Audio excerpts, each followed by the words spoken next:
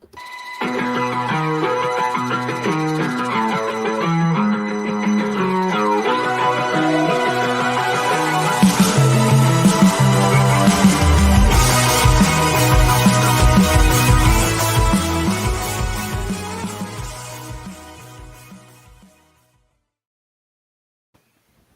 afternoon, everybody, and welcome to At the Book for Thursday, May the 26th, 2022.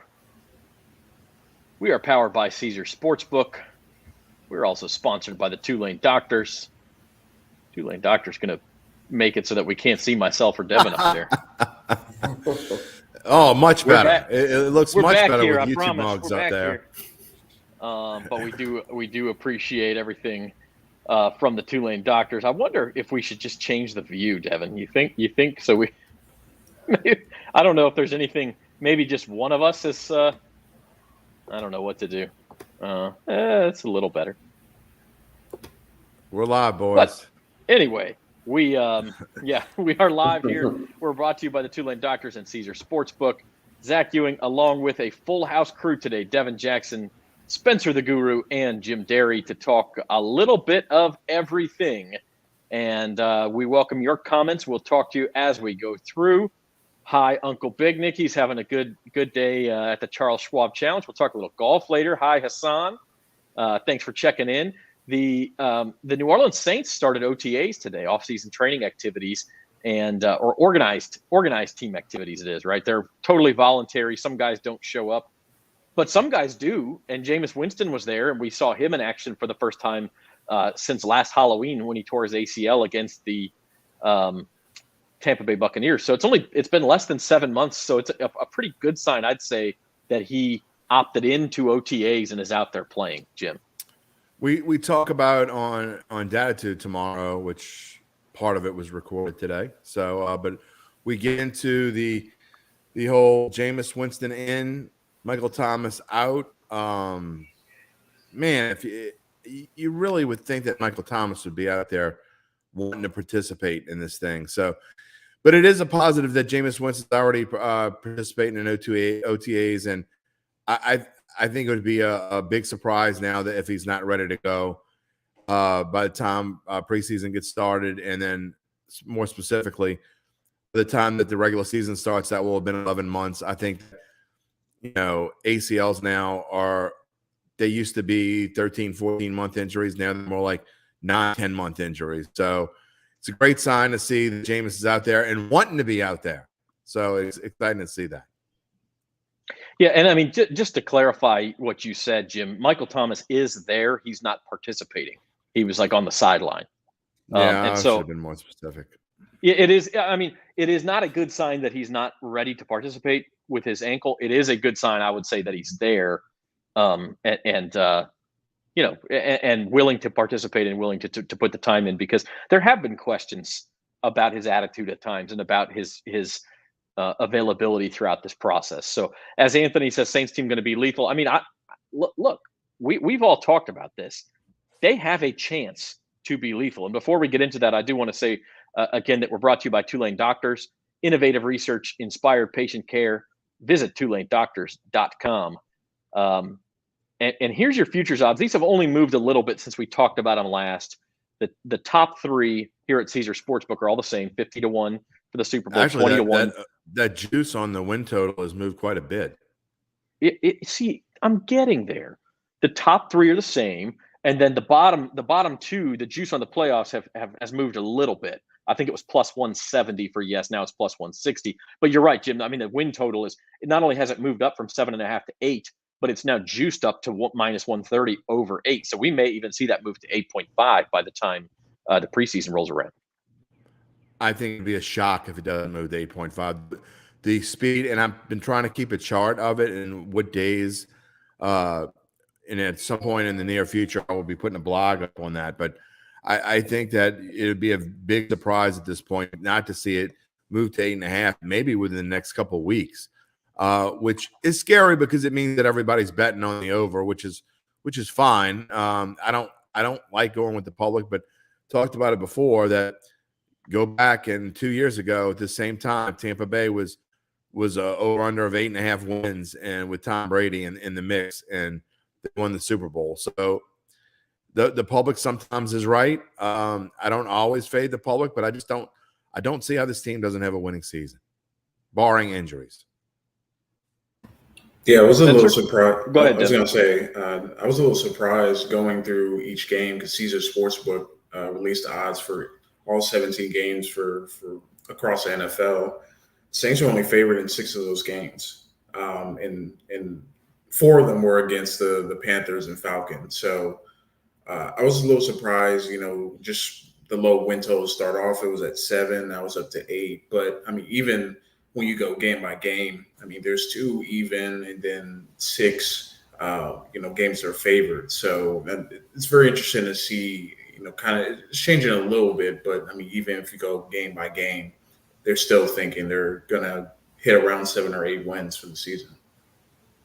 Yeah, and I mean, that's not a perfect way to do this because obviously they've got a better chance to win a game where they're 3-point underdogs than they do to lose a game where they're 6-point favorites. So you're playing the percentages there and not just, okay, are they expected to win or not? We talked about this in the Eastern Conference Finals, which we'll talk NBA playoffs in a minute, that even though the Heat was favored to win its games at home, Boston was favored to win the series because there was just a better chance Boston was going to nip some of those games in Miami than vice versa, and that's so far what we've seen happen. So, but anyway, Spencer, it is a difficult schedule for the Saints. I mean, I think it is going to help them. We've talked about this. It's a really difficult schedule in the middle of the season.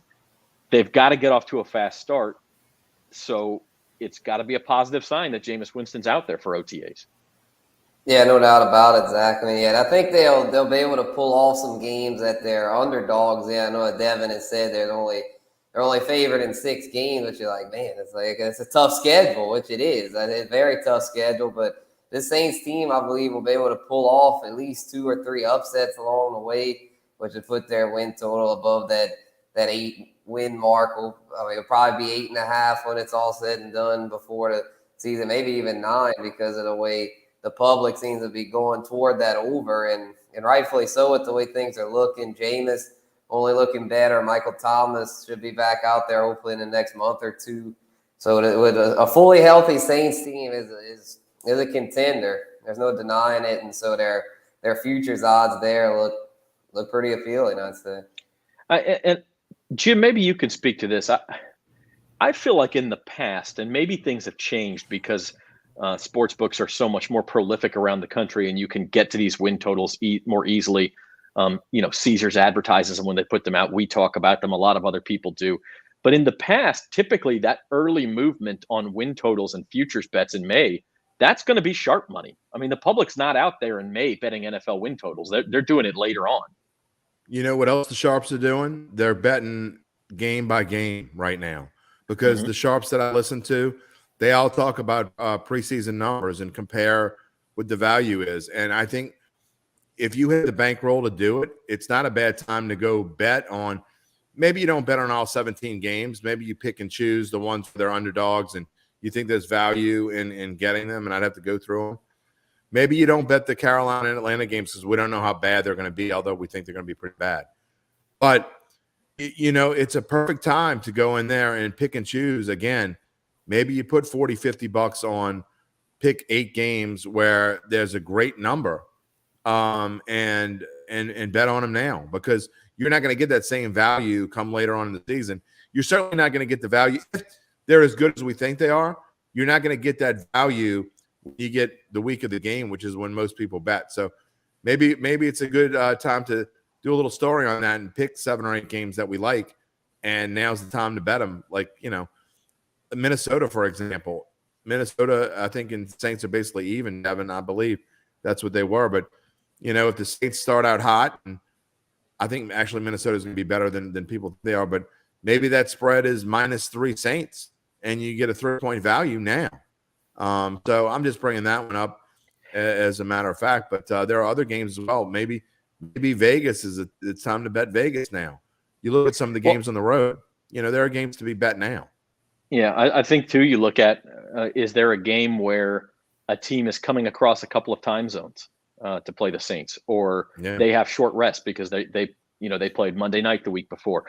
Spots like that. I mean, sometimes the lines are set with that baked in, but sometimes they're not. And it's a spot where if you do value the Saints, you can grab that now. And as the line moves throughout the season, you'll end up with a lot of points in your favor. Yeah, not just the Saints, Zach. I mean, there are other teams that you look at. If you have a model and you're going through, and there are some teams that you think that you're getting great value on, now is not a bad time to go through and look game by game and pick out the ones you really like.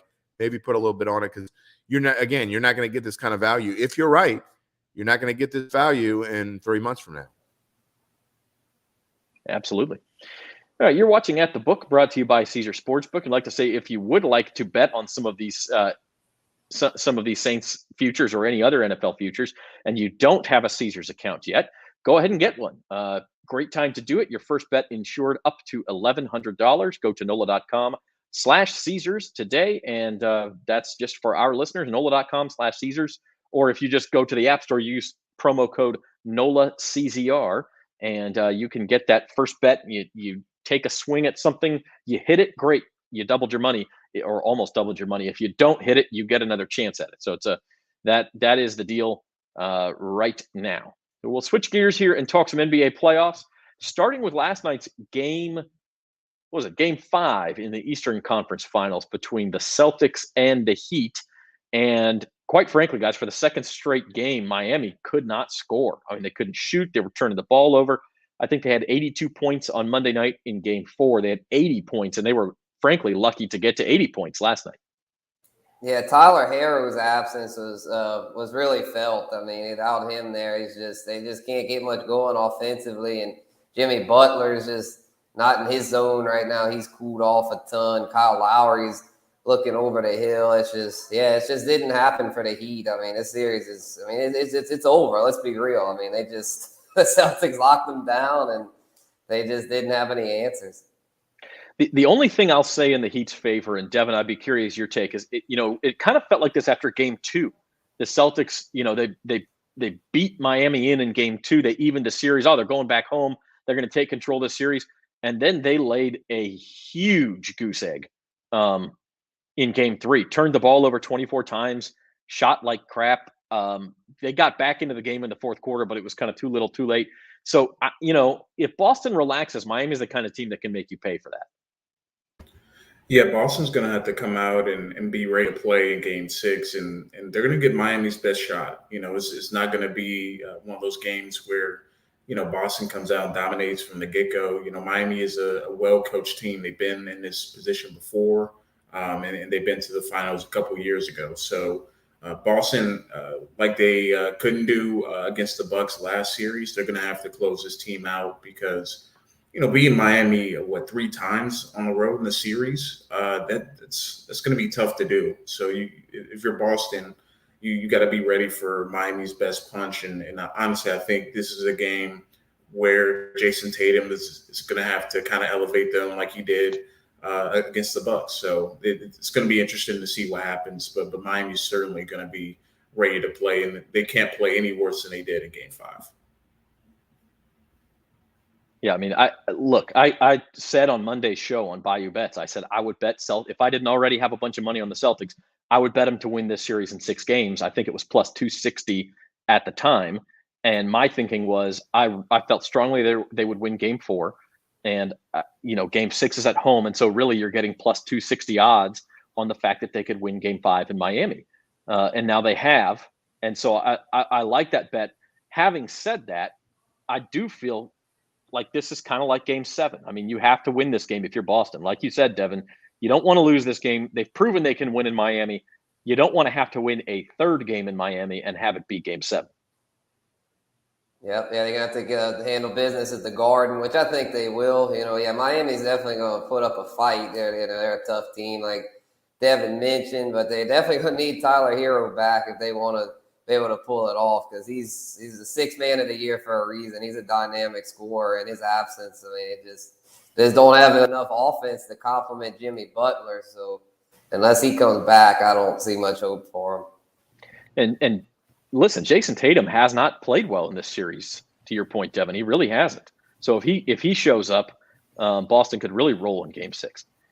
In the other series, Yeah. I'm sorry, Devin, just switching over to the Western Conference Finals tonight, they continue with Game 5 in San Francisco. Golden State, a 6.5-point favorite over the Dallas Mavericks, lead the series 3-1. And Devin, you just uncovered up in Bossier City, somebody laid some big money on the Mavs, and there have been a couple of big bets on the Mavs to come back in this series. I don't know that's a high percentage bet, but it may be maybe a better chance than the odds suggest. I don't know. Yeah, I don't know. I mean, like you said, I just saw, from Caesars Sportsbook that someone put 80,000 on, the Mavericks to cover tonight. I think they got it at +7. All those 6.5 right here on the screen, plus their money line to win along with the Miami Heat. But I don't know, man. The Mavericks, they did a great job in Game 4, not getting swept, but Golden State has a chance to go back to the finals. They have a home game tonight, and we know how crazy that arena gets when Golden State is in the playoffs. So I would be very surprised if the Mavericks won tonight, just based on Steph and Clay and Dre. They all been in this position before, and they've been able to close out before. So it's going to take not only Luka Doncic, having a fantastic game, but they're going to need the other people around him to also play well. So I'd be very surprised if they won tonight, but you never know. I mean, these NBA playoffs have told us that, even when you think you know everything, you didn't. And I mean, the Mavericks just pulled themselves out of a 2-0 hole against the Phoenix Suns, but this is a little bit of a different situation, obviously. So I'd be very surprised if they won tonight. Jim, I know you're on Golden State tonight as well. Yeah, I don't want to steal the thunder from our daily best bets, but for the most part, it's been bet the unpredictable, right? I mean, for a lot of these playoffs, it's kind of aiding the public has really worked in this series. I don't think it works here. It's the one of the rare times where I am going to go with the public, and I do think that Golden State's going to win big tonight. I think the Mavericks, like Devin said, they just aren't getting enough. Luka's not getting enough help. Brunson had a little output in Game 4 that really kind of helped propel this team, but they're really not. I think when Golden State goes home tonight and they don't have enough inside play, I think that Golden State's going to be banging on them, and it kind of all depend on how much the rest want to let them go. But I kind of want to go back to the first series real quick, and I'm not going to harp on it, but this series is not over. I mean, the Celtics have shown that they can go in the tank as fast as anyone. And the Heat aren't just going to roll over and die. So to say that it's over, I think there's value to be bet on. You could that's $650 to me. There's value there. I'm not saying go bet a mortgage payment on or anything, but this series is not over. And I certainly think the Heat can win this game. And I know I'm not doing best bets tomorrow, but I love the Heat with the spread. And already the sharp money has come in on the Heat. The sharp money is going to be on the Heat. The public's Joe Q public is going to be all over the Celtics, which is going to keep this line somewhere around 8 by the time they tip off. But it started at 9. It's 8.5 already. I think it goes to 8 before it stabilizes, and I think now's a great time to bet on the Heat, and I certainly like plus 650. Yeah, I mean, and Devin mentioned that parlay. Part of it was the Heat to win Game 6, and again, if they win Game 6, they get to go home for Game 7, right? I mean, they may not be favored in Game 7, but it'll be something close to even money, and so you're getting quite a bit of value on them in Game 6. Now it's going to be a big ask. I do think 8.5 points is too many because it feels like that series will finally produce a close game. It just kind of feels that way, and I don't know who wins it, but I do think 8.5 points is too many. Showed you the series prices just a minute ago. The NBA Finals start a week from tonight. And so if the favorites do win the next 2 nights, we'll go almost a week with no basketball. It'll be, I guess, Game 6 in Boston tomorrow, and then no games until Thursday, June the 2nd. So and by the way, if Golden State does finish off Dallas, I think we had this wrong last week. They get home court against either of the Eastern Conference teams. It's not done by seed. Once you get to the finals, it's done by record. Just looked that up this morning. So Golden State would have home court, which to me makes this slide make a little bit more sense, because I've been saying all week I don't see how Golden State could be favored over Boston. If they have home court, I buy that a little bit more. I think Golden State with home court, I still think minus 150 is too heavy, but I could see it a little bit more, guys. Rose-colored glasses. They're head and shoulders better than the Celtics. I know I'm in the minority here. I don't even think it's a long series. I think it's a 5-game series. Golden State is that much better than Boston, and there's no value. I'm not betting at minus 150. I'm certainly not betting the Celtics. I wouldn't bet the Celtics plus 200. I just don't think they can match up. I do think they're going to win the series. I think it's going to be a close game with the Heat.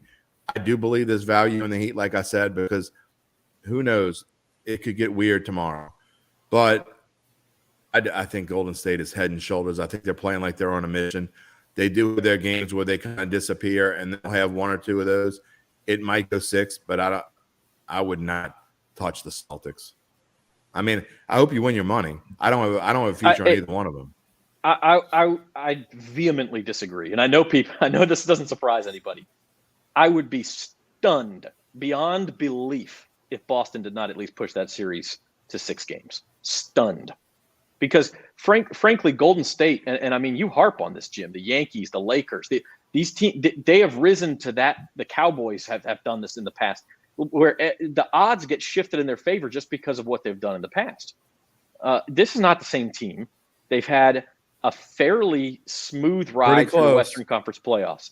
It's pretty close with a lot older players, and Klay Thompson's had an Achilles, and he's not the same defensively that he used to be.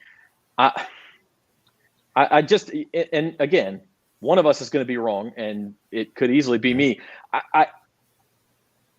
They got the Nuggets without Jamal Murray. They got the Grizzlies without Ja Morant. They're getting Dallas instead of Phoenix. Like, credit them. They've played well. I'm not saying they haven't, and they're a good team. They haven't faced anybody as good as Boston. And these series are getting pushed to 6 games anyway. I thought they beat Denver in 5, beat Memphis in Dallas 6. We'll see what happens tonight. But my other point would be, and Spencer, I'll let you chime in on this too. The metrics completely disagree with you that Golden State is much better than Boston. If you look at any metric, any efficiency metric throughout the NBA, Boston's a better team than Golden State. They just are. Now, could you say Golden State's got a playoff pedigree and they're going to up their game? And yeah, I mean, it could happen, but you can't sit here and say that through 100 games or 98 games, whatever these teams have played so far, that Golden State has been better, because they haven't been. Yeah, I mean, for the season, Boston is probably slightly better. But I mean, this is postseason basketball, is a different animal, and Boston's been pretty solid, but they've also had like a lot of stinkers. I know Golden State's had a few stinkers mixed in, but they've had so much upside to where it's like I feel good about them going all the way because they have so much experience, so many shooters. Or Boston, it's like outside of Tatum and Jaylen Brown, they don't have a whole lot of guys that I trust. And then with Tatum, it's like he's been a little inconsistent himself.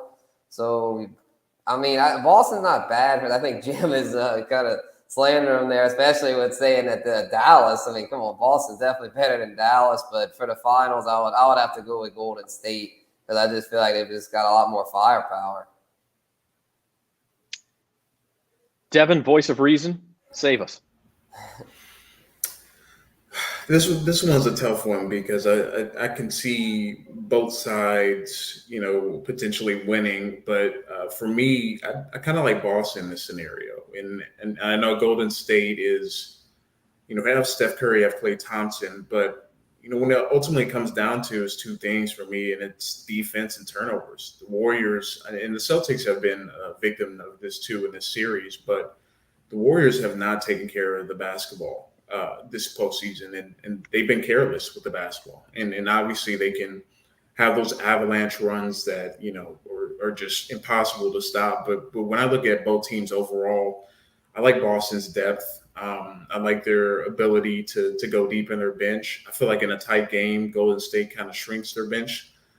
And I think I trust Jaylen Brown a little bit more than Jordan Poole because Poole has really cooled off since that first playoff series over the last couple rounds. So I think when it comes down to matchups, I just like Boston's matchup, and I like their others compared to the main stars. Obviously, Steph Curry and Jason Tatum. I think I like Boston's stars depth a little bit more in how consistent they are defensively compared to Golden State. Jordan Poole and Jaylen Brown, not even a contest defensively either. But and another thing I'd like to point out is, like, if you look at the games the Celtics have lost in the playoffs, they lost game 1 to Milwaukee by 12. That was the game where Giannis threw the alley-oop to himself and just completely dominated the second half of that game. So that was the one they lost by 12. They also lost game 1 to Miami by 11. Had the real bad second half in that game. Their other playoff losses are by 2 to Milwaukee, and by 3 to Milwaukee, and by 6 to Miami. Now, their playoff wins, they had 4 close wins against Brooklyn, but then they beat Milwaukee by 23, by 8, by 13, by 28, and then they beat Miami by 25, 20, and 13. Nobody else is doing that. I mean, you've got to be a good team to blow teams out in the playoffs like that. So, what's your read off the Golden State ledger? Yeah, the Golden State's blown out a lot of people too. I mean, that's not a factual statement, Zach.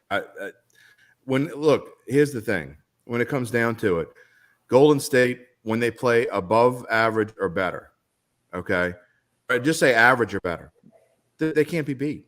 No one can beat them. If they play average or better, they can't be beat. If they play less than average, they usually get blown out. I mean, because they don't show up half the time. But I don't know what it is about the game. Every third or fourth game, they just don't show up. So that's why I don't think they're going to get swept. And, yeah, it could go 6 games. It wouldn't surprise me if it goes 6, but it would surprise me if it goes 7 because I honestly believe – I mean, I know Boston's defense is better than any defense that Golden State has played since the regular season. There's no question that that's true. But it doesn't matter because they throw it all over the place. They know how to play inside, outside. It doesn't make a difference. I just don't see any team that is going to match up with them in a 7-game series right now. I didn't think I thought the Suns could have matched up well with them. We'll never know in a 7-game series. But I just don't know that there's a team in the East. Well, there's only 2 left. Boston's probably got the best chance of anyone on that side to beat them. If you threw them all back in the mix, Boston's probably the best chance to beat them because they are more balanced and they play such great defense. But I just don't think it matters when you talk about Golden State because when they play average or better, they don't lose. Just in the interest of fairness, and because you asked me to, Jim, Golden State's wins by 16, 20, 5, and 4 against Denver, against Memphis by 1, 30, 3, and 14. And then against Dallas by 25 and by 9 and 9 again. So yes, they have had some blowouts, and I'm not saying they're not a good team. They have not had as many blowouts as Boston, and they've had probably more to my point. They've had some games where they've gotten their teeth kicked in, and Boston really has not. So, their losses by, they lost by 5 to Denver, by 5 to Memphis, then the one game against Memphis by 39, and then by 10 the other night against Dallas. So, yeah, I think people kind of they pointed at that 39 against Memphis and kind of freak out, which I know it was a horrible, embarrassing showing, but that was just one night. Overall, this Warriors team is they're scary, man. They're scary. I know Boston's got a great defense, which is why before the show, like I was telling you, I'm really looking forward to a potential Warriors Celtics finals. Then we get to see that great Boston defense against the great Warriors shooting. So it's going to be interesting to see who prevails. And I think the fact that we disagree here, that Jim is easily on Golden State's side, I'm easily on Boston's side, and I think, Spencer, you're probably slightly on Golden State's side, and Devin, it sounds like you're slightly on Boston's side. So we kind of have this split, and that goes to show you it should be a good series. And that's the bottom line. So it'll start a week from tonight, and I suppose before then there could be a surprise. Lots of big bets coming in on Dallas and Miami to pull upsets before we get there. Now, I don't think you'd call that likely, but there are some people willing to put some money on the line. So Let's move on here on At the Book, brought to you by Caesars Sportsbook and Tulane Doctors. Lots of other stuff going on around the sports world, by the way. You want to shift gears. It's a huge weekend, of course, as Memorial Day weekend is every year in auto Pardon racing. the And pun. Shift gears. Pardon the pun. Yeah. Well, oh, yeah, that's right. Yeah, there you go.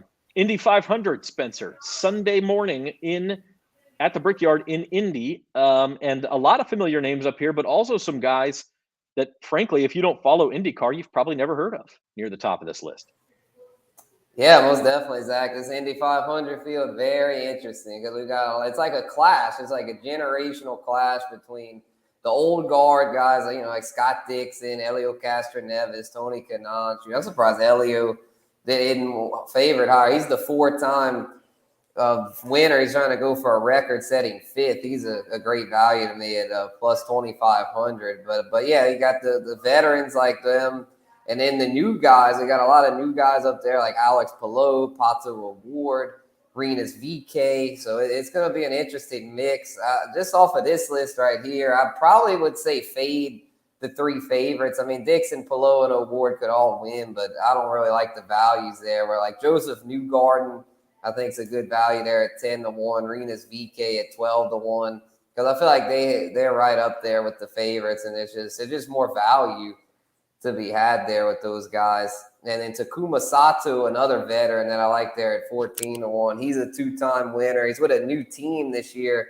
He's the kind of guy, no matter who he drives for, he always finds a way to the front at Indy. He's just a great driver here. And then Jimmy Johnson, very interesting at 16-1, 7-time NASCAR champion, transitioning to IndyCar. It'll be his first Indy 500. I'm personally fading him, though, because I feel like his odds are up way too high because of being the name recognition. Everyone knows Jimmy Johnson. So being an Indy 500 rookie, I just don't see any value there. Anybody else have a take here? Because I don't. I mean, I know like there's some familiar names, but unless you keep up with the teams and the cars and things like that, it's kind of like betting on the Kentucky Derby. You do it because it's the Indy 500, but you got to keep up with it to have a good read here. I'm betting on a guy. I mean, how can you not bet on a guy named Renus?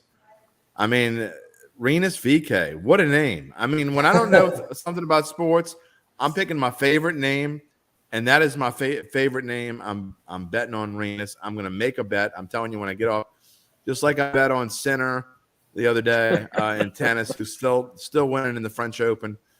I'm going on Renus. And, Jimmy Johnson's transition from coaching the Cowboys and working on Fox to in the Indy 500. I mean, he's a little old to be driving, isn't he, Spencer? Yeah. And in between, he won 7 NASCAR Cup championships? Oh, yeah, and he was really good at Indy while in NASCAR because NASCAR races here too, and he won the Brickyard 400 several times. So he'll be a threat. He's in a good car with Chip Ganassi Racing, but I think he just doesn't have much value there. But yeah, Renus there 12-1. He drives for a really good team, Ed Carpenter Racing. So I definitely keep an eye on him. And I have some like real long shots for y'all that could possibly pop all there. Graham Rahal at plus 5,000, I think could do well because he's a veteran that's come close a lot of times, but has yet to get it done. He's deep in the field. Where's my phone? I gotta find it. Here. Could maybe be his year. Ahead, and also Juan Pablo Montoya, I believe he's at plus 10,000 there. But I think JPM, as they call him, could do pretty well. He's deep. That's another thing with the qualifying. These guys that start deep in the field tend to be good values because it's not real hard to pass at Indy. I mean, it's fairly tough, but it's not super hard to pass. It's not like a road course. So if you start in the back, it's not necessarily a death sentence. So Montoya is a 2-time Indy winner and is driving for a good team, Arrow McLaren SP, which is the team Pato Award drives for, one of the favorites. So there's definitely value to be had with him. And in the last long shot, I would say via Santino Ferrucci at 125-1 driving for. He's qualified up front. I'm surprised his odds are that high. And he drives for a team that focuses solely on the Indy 500, Dreyer and Reinbold Racing. This is what they do there. They run one race a year, and it's the Indy 500, and they've shown speed. So I feel like at those odds, why not take a shot? You got to lift that name up. I'm completely joking when I joke about Jimmy Johnson. Even I know that Jimmy Johnson is a fantastic race car driver and will be I'm assuming he'll be in the NASCAR Hall of Fame at some point. Oh yeah, most definitely. Yeah, might be already. Those guys go in. Those guys go in while they're still active. I think he might already. Even that was, by the way, the auto racing fans out there. I'm not a complete idiot. I know that Jimmy Johnson is a fantastic racer. That was a joke. Speaking of NASCAR, and by the way, Spencer, that fantastic names, but you gotta really buy into that one. Santino Ferrucci. We got to have the Italian. The Italian stallion win that race. That is very interesting though that they're all in on Indy, and so we'll see what happens there. But speaking of NASCAR, after the Indy 500 is over on Sunday, guys in the past have flown from Indianapolis to Charlotte to run in the Coca-Cola 600. I don't think we have anybody doing that this year, but this is one of the bigger NASCAR races on the circuit as well. Yeah, definitely. The two favorites here, Kyle Larson and Kyle Busch, have talked about doing that in the past, but it's just so tough to do. I know Tony Stewart pulled it off back in the day, but it's really tough. I think the most recent guy to do it was Kurt Busch back a few years ago. But yeah, as far as the Coke 600, this is a war of attrition, man. This is the longest NASCAR race on the schedule of 600 miles. It's going to go on forever. 600 miles. Oh yeah, it's usually over 5 hours long. It's a marathon. I somehow watch it. It's tough. It's tough to stay focused on it for that long. But I'm a racing degenerate, so I usually can. But yeah, the two Kyles. You know what would be impressive for these dudes to win 600 miles? Put my kids in the back seat. Let them ride 600 miles like I have to do every summer. And then we'll see if they can win an NASCAR race. That would be impressive. Yeah. This is which is why for this one I'm tending to lean more toward the veterans, the guys with experience, because they're the ones that they've done this for several years and know how to play it. With 600 miles, it's hard to adjust to that. Being they only do it once a year. So among the favorites, I probably like Kyle Busch the most. He's really good at 1.5 mile tracks. The Charlotte Motor Speedway, where they run this thing, it's a 1.5 mile intermediate, and that's been Kyle's bread and butter this season especially, and so I like him there at plus 650. I also like his teammate Martin Truex Jr. at plus 950. That's a little odd boost from Caesars, and I liked it for the All-Star race. Ryan Blaney was a little odds boost, and he ended up winning that one, and so I think it could go 2 in a row with the odds boost guys there with Truex, because he's a former winner of this race and experienced veteran, knows how to get it done. And, there are some young guys to watch too, maybe like Tyler Reddick, a guy that, still looking for his first win, could maybe pull it off. But I would tend to go with the more experienced veterans. And Kevin Harvick, I feel like offers a lot of value as a veteran who I believe, he's a former winner in this race. He's at like plus 3,000, I think. So I think there's a lot of value to be had with him. Bakersfield, stand up. Devin, who do you like in the NASCAR race? You've been following quite a bit of NASCAR this year. Yeah, let me pull back up the odds here. I like Chase Elliott plus 750. I feel like over the course of the season, he's always finding himself in the top 5, top 10 finishes. So I like his odds at plus 750. Someone that's near the top that I think could end up winning it all. And I like some juice on Tyler Reddick. He's done well as well this season, and I think he could also be a nice play, a bit of a long shot. But, with this race going on, I feel like, once you get down to probably the last, 50, 60 laps, I think there's a chance for some of those guys maybe in the bottom half of the top 10 to make a move. And I think Reddick could be in position to do so. All right, so there you have it. You can read Spencer's thoughts and his picks on the Indy 500 today at bet.nola.com. That was just posted. And Coca-Cola 600 write-up coming tomorrow morning, correct, Spencer? Correct. Yeah. I mean, another cool thing with these races, because it's all the Indy 500 is the longest Indy car race. A lot of strategies involved a lot of times with these, with fuel mileage and stuff. So teams can get creative and sometimes have an unexpected winner, which is why I like a lot of the long shots here, especially with the Indy 500. 1,100 miles of racing on Sunday. I think the most I've done in a day is like 1,000 on a road trip. So yeah, that's going to be a lot of driving on Sunday. But that's Memorial Day weekend for you. And look, the sports just don't stop. I had to show these because our 900 to 1 parlay is still alive. So, Jim, you still remember who we bet on here? We bet on Sinner, Yannick Sinner, and what's her name on the other side? You got to show me the other odds. Amanda Anisimova, who is gone from 25 or 2,200 maybe to 1,400. I like it. That was my actual pick, by the way, when we talked about this on Monday. Sinner, you just threw in there because, well, for obvious reasons. Yeah, well, I mean, he fits in with us. But his odds actually have not shrunk that much because the favorites keep winning on the men's side. You have Novak Djokovic, Carlos Alcaraz. He had a scare yesterday, survived his second-round match. Rafael Nadal. Stefanos Tsitsipas had a scare today and survived in 4 sets. And so the favorites keep marching on the men's side. And on the women's side, we're going to have to get rid of Iga Swiatek if our pick Anisimova is going to hit the finish line. Oh, well. Tsitsipas, that sounds like some bad bug bite you get outside during the summer in Louisiana. Got a little case of Tsitsipas. Yeah, that does sound kind of nasty, doesn't it? Yeah, I don't want to get that. But I will say what was once like a 900 to 1 parlay is now like a 400 to 1 parlay. So we're moving in the right direction. My cash out option yet? My cash out option on my $1 bet is still only 40 cents. So they haven't only bet gotten $1? to the point where, man, 900 to 1. Come on, man. If I hit that, I got $900 in the bank. If I hit it, mine was 770 to 1, so I will get $7,700. Okay, well, you can buy dinner then. Okay, I'll buy dinner for all 4 of you. Nick's not coming. Take that, Nick. No, what did Nick say earlier? I enjoy this dad joke so much. Going back to the NBA playoffs, we missed that at the time.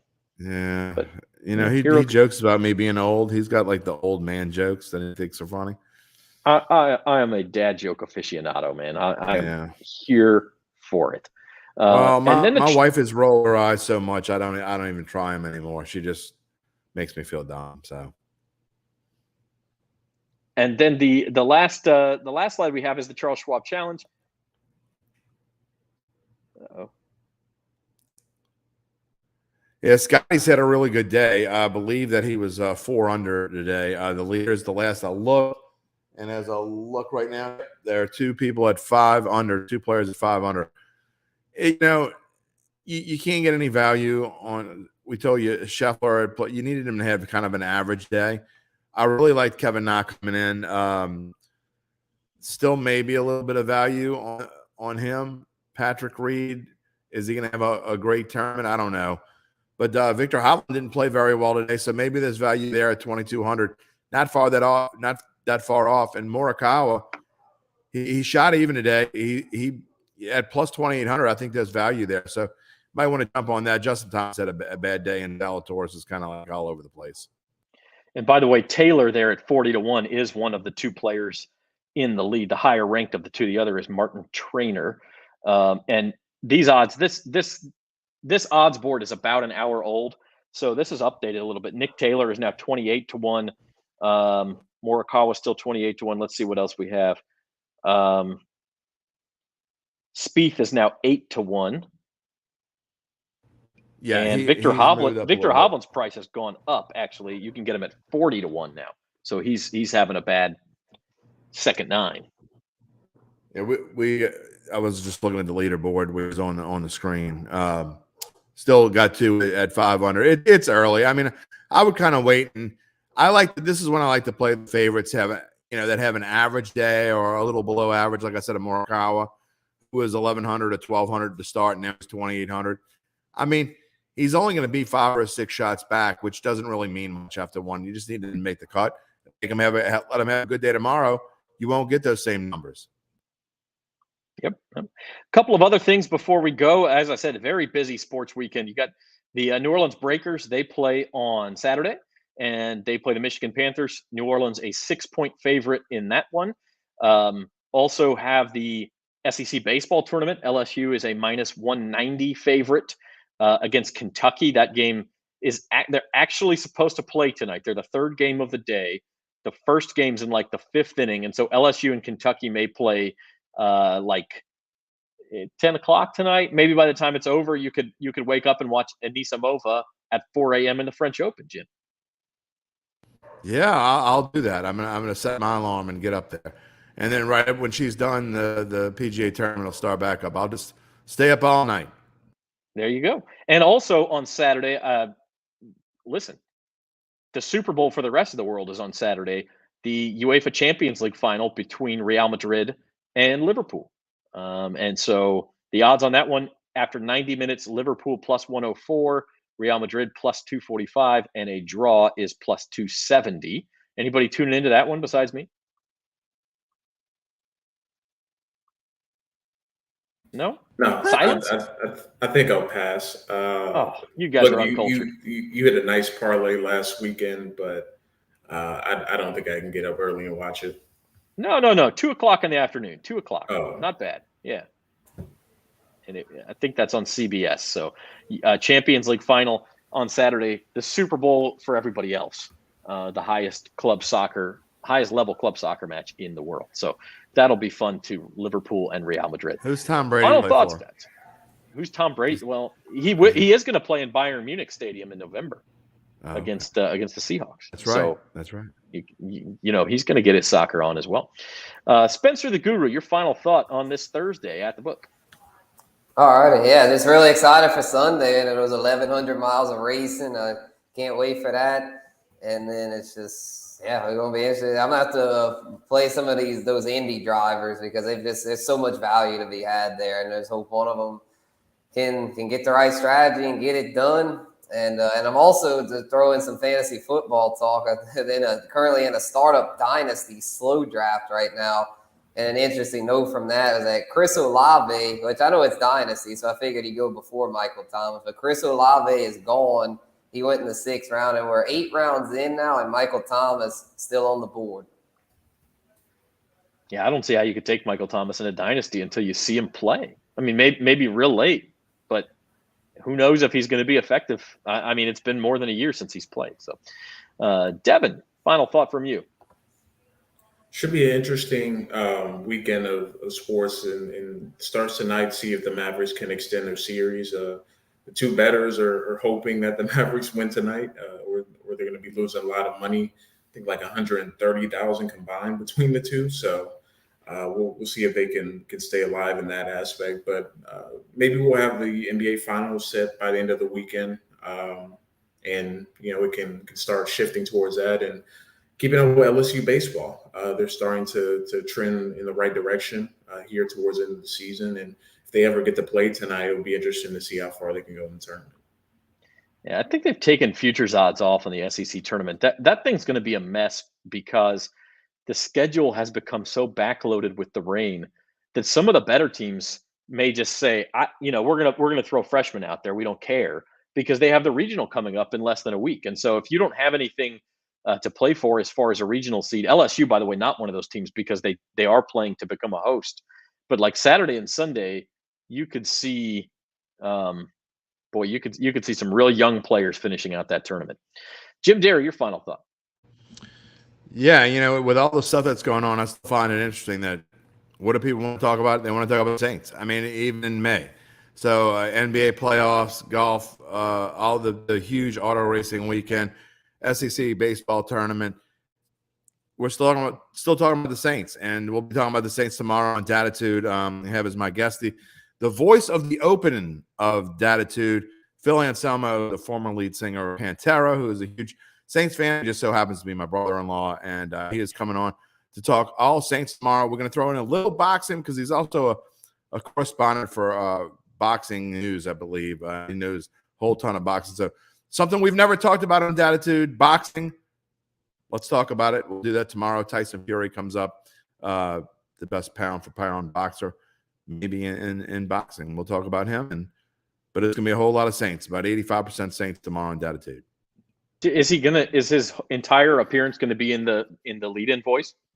Because that would be awesome. That's the only voice he knows. So that's pretty cool, okay. Actually. Yeah, I mean, that's who he is. You got to listen just for that. It's fun to go. Sunday dinners, they're fun every now and then, when you get to talk to him about the Saints and get him fired up. But yeah, that voice for 30 minutes is pretty interesting. Yeah, that's worth listening just by itself. It is. My final thought, I will say this. I'm going to double down on the Celtics, boys. I got plus 150. I'm going to go bet some more on them. Or plus one, I guess it's plus 140. I'm going to go bet some more on them. I'm feeling good about it. I got you call them rose-colored glasses. They're green, baby. I've never really been a Celtics fan, but I'm enjoying watching them work this year. This is going to be one of those series where when it's over, you're going to hate them for the rest of your life because how they're going to screw you coming up. You're going to hate them. I don't know, man. I got them 11-1. You'll never bet on Boston ever again because they're going to do something that's really just going to tick you off, and it's going to ruin your futures betting. You have heartbreak in your future, Zach Ewing. All right. Well, listen, I have an 11-1 bet on them just to win the Eastern Conference. So I figure if I cash that, I can free roll whatever I would win. You got a good chance to win that. So let's do it. Celtics Heat finishing. Well, they may not finish up tomorrow night. They may not. I got to catch myself there. The Celtics can finish it tomorrow night, just like the Warriors can finish their series tonight. So by the time we meet on Monday, Bayou Bets, Spencer, the Guru, and myself for a Memorial Day edition of Bayou Bets, we may have an NBA Finals series to talk about, Spencer. We probably will. The only way we won't at that point is if Dallas and Golden State are playing Game 7 that night. Because Boston and Miami Game 7 would be Sunday night. So, yeah, we'll be able to talk about it. 4 p.m. Monday, join us. And whoops, that's not the right slide. Beat the Pros is going on. You can play against Rod Walker, but your first bet insured up to $1,100 at NOLA.com/Caesars if you'd like to join the fun. And until then, this has been At the Book for May the 26th. I thought somebody else was putting up a slide there for a second. For Spencer the Guru, Jim Derry, and Devin Jackson, I'm Zach Ewing. Have a good day, everybody.